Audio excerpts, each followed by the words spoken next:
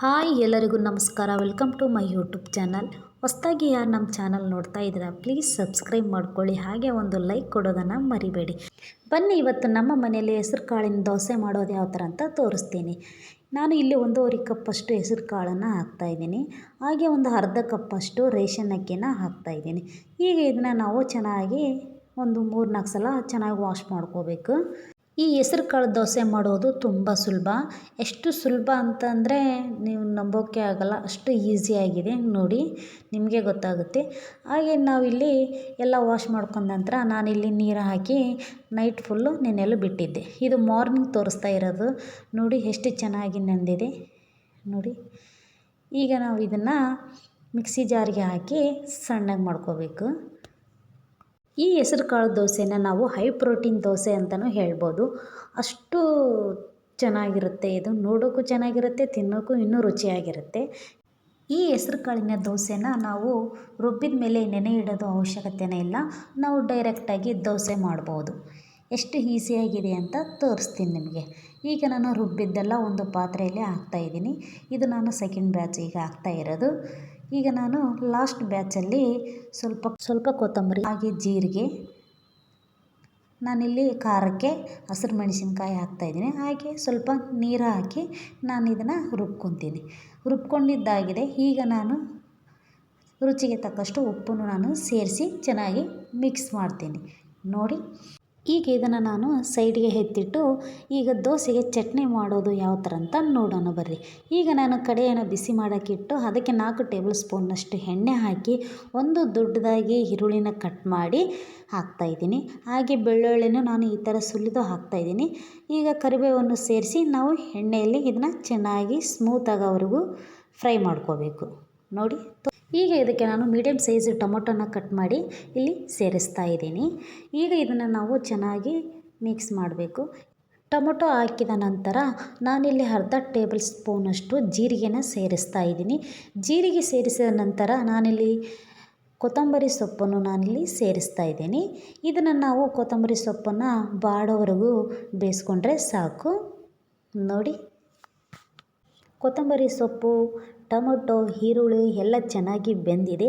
ಬನ್ನಿ ನಾವೀಗ ಮಿಕ್ಸಿ ಜಾರಿಗೆ ಹಾಕಿ ಚಟ್ನಿನ ರುಬ್ಕೊಂಬರೋಣ.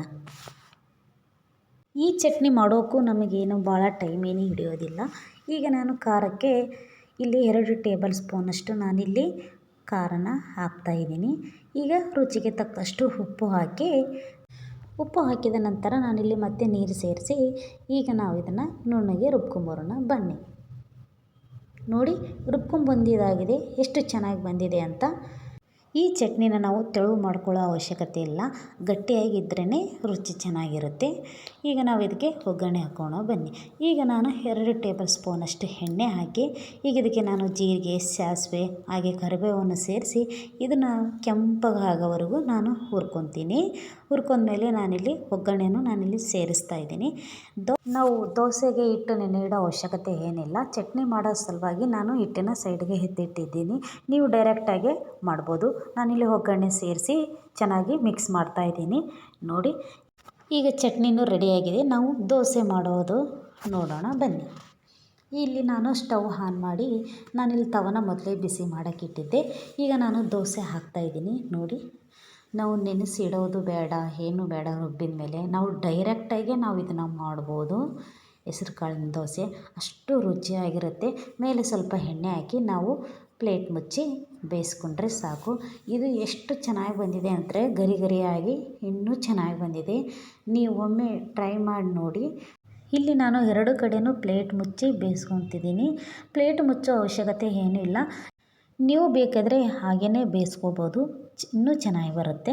ಇಲ್ಲಿ ನಾನು ಇನ್ನೊಂದು ದೋಸೆ ಹಾಕ್ತಾಯಿದ್ದೀನಿ ನೋಡಿ. ನಾವು ರುಬ್ಬಿ ನೆನೆ ಇಡೋದು ಅವಶ್ಯಕತೆಯೇ ಇಲ್ಲ, ಅಷ್ಟು ಸುಲಭವಾಗಿ ನಾವು ನೈಟ್ ಒಂದು ನೆನೆ ಇಟ್ಟು ಬೆಳಗ್ಗೆ ರುಬ್ಬಿದ ತಕ್ಷಣ ನಾವು ಡೈರೆಕ್ಟಾಗಿ ನಾವು ಮಾಡ್ಬೋದು. ಬೆಳಗಿನ ತಿಂಡಿಗೆ ಇದು ಪರ್ಫೆಕ್ಟ್ ಮ್ಯಾಚ್ ಆಗಿರುತ್ತೆ ನೋಡಿ. ನಾನಿಲ್ಲಿ ಮತ್ತೆ ಪ್ಲೇಟ್ ಮುಚ್ಚಿ ಬೇಯಿಸ್ಕೊತೀನಿ.